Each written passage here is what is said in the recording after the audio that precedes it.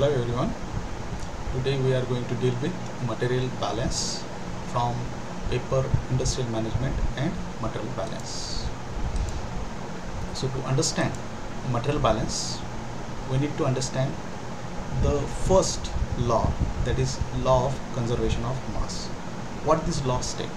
This law state that mass can neither be created nor it can be destroyed.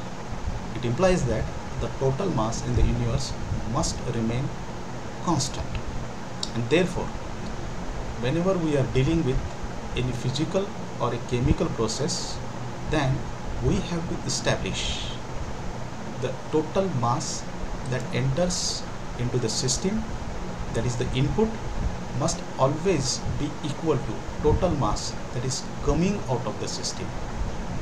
So we can say that the input always must be equal to output. In order to hold the first law or the law of conservation of mass, it is necessary for us, whenever we are dealing with material balance calculation, the input of a system or the input of the process or the mass that is entering into the system should be equal to the mass that is coming out of the system.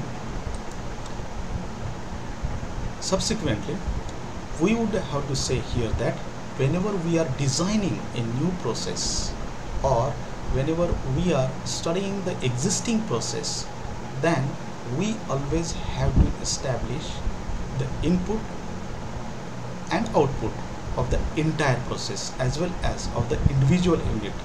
All this must hold the input equals to output. That is, in every process the entire process must be balanced. Moreover, the units or the individual units that are entering into the system also must be balanced at the end of the process, because we want to establish or we want to hold true the conservation of mass. What it implies? It implies that mass can neither be created nor it can be destroyed.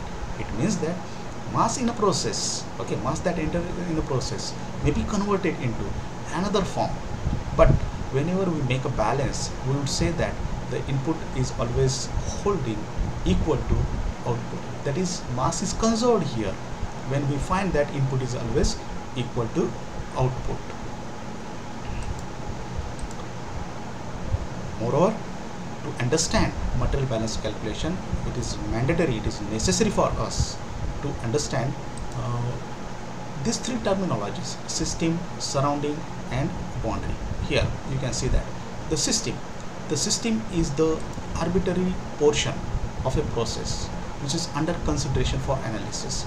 So this is a system, this is a system which is a arbitrary portion of a process which is under consideration for analysis.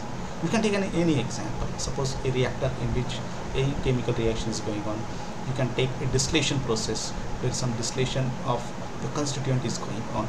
So we can call this as a system, this as a system. And this system, as you know, as you can find, that this is separated from a definite boundary, definite boundary. What we call this as an imaginary boundary or a definite boundary, which separate system from outside part. What we call this as a some outside part. That outside part is called as a surrounding. So here these three terminologies together would help us to understand what exactly is a process and how we can distinguish a process from or a system from any other part. So system is a arbitrary portion where some process is going on and which is under consideration, and this system is fixed and is separated by some imaginary boundary. What we call this as a system boundary. This we call this as a system boundary. This system boundary separate the system from the outside part. That outside part we call this as a surrounding.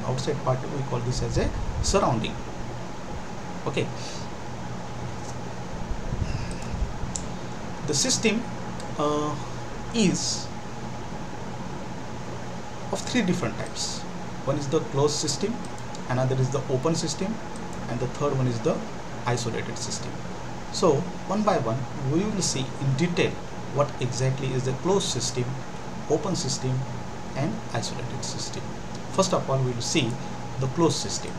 So the closed system, you know that the closed means that it never allows any material to come into the system, okay. The closed system, it implies that it never allow any material to enter into the system. It doesn't mean that there is no chance for a mass to enter into it. The meaning of that one is that once we have introduced material or some matter into the system, another part, or if you want to add some of the matter again into the system, once it has been closed, it is not possible for us to allow that material to enter into the system again. That is, no mass exchange takes place, okay. No mass exchange takes place with the surrounding, since we know that system and surrounding are interacted together by means of system boundary, okay. So there is a possibility that mass can enter into the system as well as energy can enter into the system from the surrounding by crossing the system boundary. Similarly, the mass can leave the system as well as the energy can leave the system through the system boundary and enter into the surrounding. So these two, system and surrounding, are mutually interacted. So here in the closed system, there is no way out for a mass to enter into the system again. Once it has been introduced, then there is no chance for a mass to enter into the system. Moreover, there is a possibility that energy can get exchanged with the surrounding. That means the energy can cross the system boundary and enter into the system. Moreover, the energy can cross the system boundary and go into the surrounding. So there is a possibility for energy to exchange between system and surrounding, but there is no way out for a material to be exchanged between system and surrounding. So the best example right now over here, you can see that we use in day-to-day life, that is the pressure cooker as well as mixer or blender.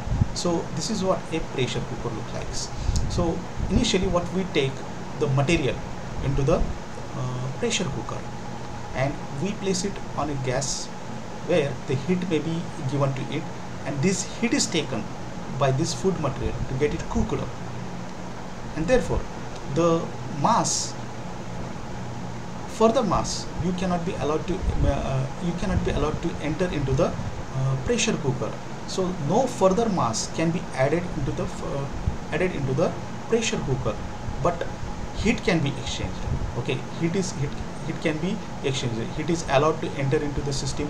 Moreover, the heat is allowed to, or the energy can be allowed to go out of the system and can be exchanged with the surrounding. So heat or energy can be exchanged, while it is not possible for a mass to enter into the system once the lid has been closed.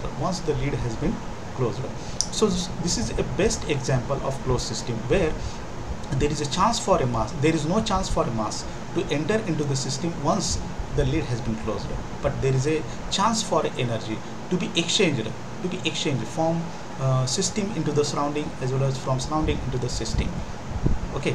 So best example, pressure cooker. Moreover, there is another example, we can say that mixer or blender, okay. Mixer or blender. So mixer or blender, what it is a device, one of the device, and it is an example of closed system. How you can introduce initially some material which is need to be crushed, and at the top, from bottom as well as at the top, it has been closed, and this mixer or blender is then directly connected to any electrical device, where from the electrical energy is transferred to this mixer or blender, and this electrical energy is converted into mechanical energy, and this mechanical energy is then used for crushing the material which is inside the mixer or blender, okay. So we can say that once the material which is fed into the mixer, then it is closed from either side, and it won't allow, it never allow any material again to cross the system boundary and enter into the mixer or blender. That is a closed system. Okay, but electrical energy, that this device is directly connected to the electrical sources, where from the electrical energy that enters into the mixer or blender, this electrical energy is nothing but the energy that directly can be entered. Okay, directly can be entered, and this energy is converted into mechanical energy, and this mechanical energy is then used to crush the material inside the mixer or blender.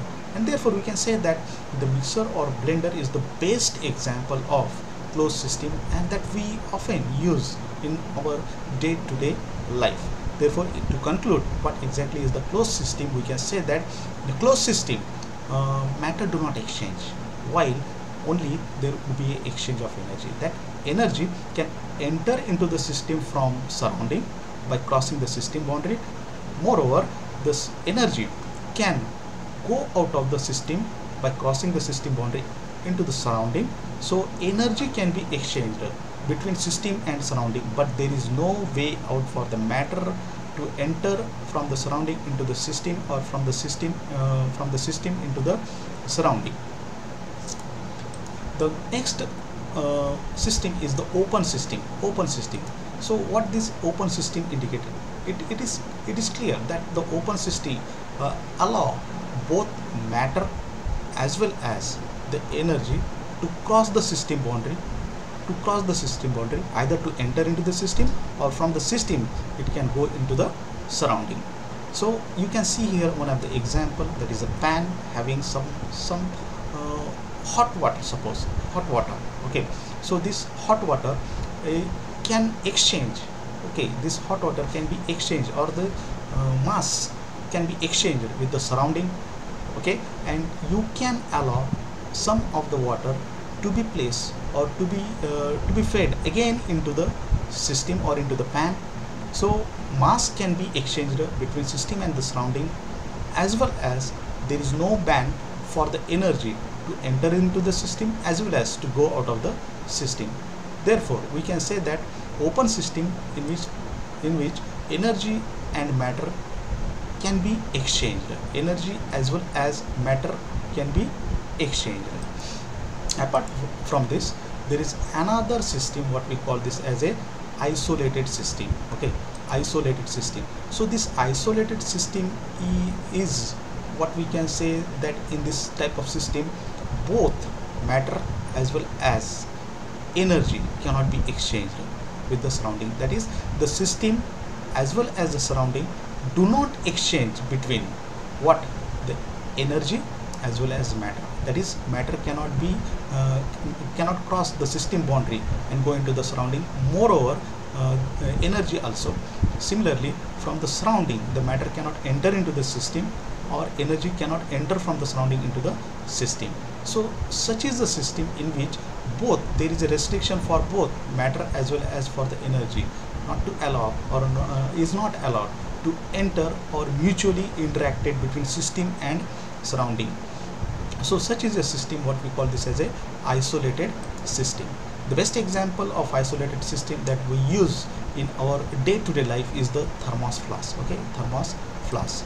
So what this thermos flask looks like, or how we can call this thermos flask as a isolated system, or how it works as a isolated system. Okay, so if you take this thermos flask and allow some cold, or suppose hot tea, cold water or hot tea enter into this thermos flask, or fed into this thermos flask. Okay, fed into this thermos flask. Then once you close this lid, then the hot tea remains hot for a longer period of time. For a period of time it remains hot in this thermos flask. So what it implies, that this hot tea remains hot because there would be no exchange of energy from surrounding as well as from system into the surrounding. So there is no exchange of energy from the system to the surrounding, and no energy exchanges from surrounding into the system. So energy is not exchanged. Moreover, since this is closed, no mass can enter into the system from the surrounding into the system, or from system into the surrounding. So there is a restriction, there is a ban either for matter as well as energy. So energy cannot be mutually exchanged between system and surrounding. And the best example of isolated system is the thermos flask.